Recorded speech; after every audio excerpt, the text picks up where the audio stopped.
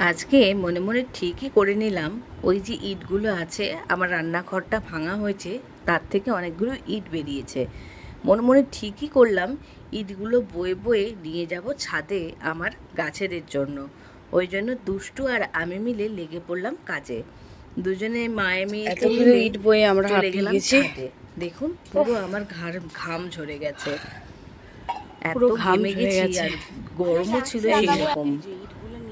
আমি আর দুষ্টু মিলে এই পাথর, সব স্ল্যাপের ছোট ছোট পাথর বেরিয়েছে, সেই পাথর আর ইট ছাদের মধ্যে নিয়ে এসে সেট করে দিলাম। আর আমার দুষ্টুকে দেখো, রুট হরমোনটা নিয়ে এসে ওইটুকু পুচকিয়ে একটা রঙ্গন ফুলের কাটিং ও লাগাবে বলে বলছে, মা ভিডিও করো, আমি কাটিংটা লাগাচ্ছি, তুমি ভিডিওটা করো।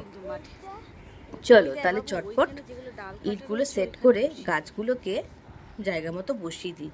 তার কারণ বর্ষাকাল তো, কাঠের সব চওড়া চওড়া এ দিয়ে বসানো রয়েছে, কাঠগুলো সব বসানো রয়েছে, আর বৃষ্টির জল পড়ে কাঠগুলো সব পচে যাচ্ছে।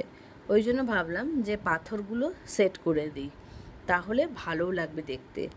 আগের দিন ওর বাবা পাথর একটা বড় স্ল্যাব বেরিয়েছিল, সেই স্ল্যাবটা সামনের ওই যে গাছটা দেখতে পাচ্ছ ওখানে বসিয়ে দিয়েছে, পাশেরটায় কাঠ বসানো। ওই জন্য আমি ভাবলাম পাশেরগুলোতেও একেবারে সেট করে দিই।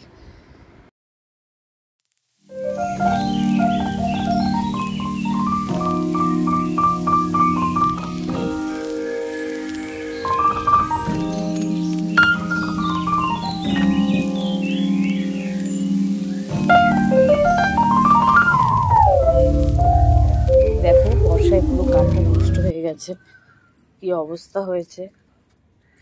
এটাকে তাই তুলে দেবো, বড্ড ভারী, আর পিঁপড়েরাও বাসা বেঁধেছে। পাথর বসালে কি হবে, পিঁপড়েরা হবে না। কাঠটা ভিজে গিয়ে এত ভারী হয়ে গেছে, আমি টানতেই কিছুতে পারছি না। তাও কোনো রকমে টেনে টেনে আমি দেখো পুরো ভেতরের কাঠগুলো ভেঙে বেরিয়ে গেছে। কোনো রকম টেনে টেনে একটা সাইডে করে জায়গাটা ভালো করে পরিষ্কার করে দিলাম। কারণ এই ছাদটা তো শুধু আমার একার নয়, 5 জনের ছাদ। পরিষ্কার রাখা আমারই ডিউটি, যেহেতু আমার গাছগুলো রয়েছে। ওই জন্য জায়গাটা পরিষ্কার করে সুন্দর করে ফাঁকা করে দিলাম।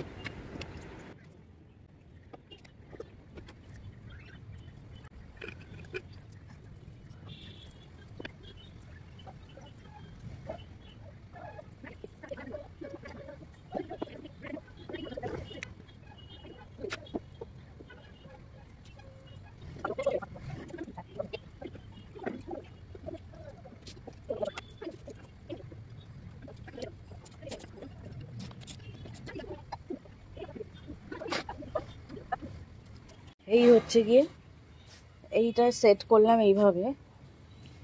এইবারে আমি এই পাথরগুলোর ওপর এই বাকি যেগুলো আছে সেগুলো রেখে দেবো।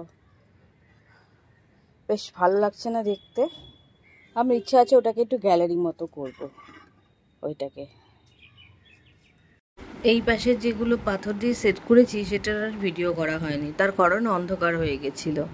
দেখো এইভাবে ভালো করে সুন্দর করে পরিষ্কার করে সেট করে দিয়েছি। দেখতে ভালো লাগছে না? ভিডিওটা ভালো লাগলে একটা লাইক দিতে ভুলো না, আর আমার চ্যানেলটা অবশ্য করেই সাবস্ক্রাইব দিও। সবাই ভালো থাকো, সুস্থ থাকো, সাবধানে থাকো। দেখা হবে একটা নতুন ভিডিওতে।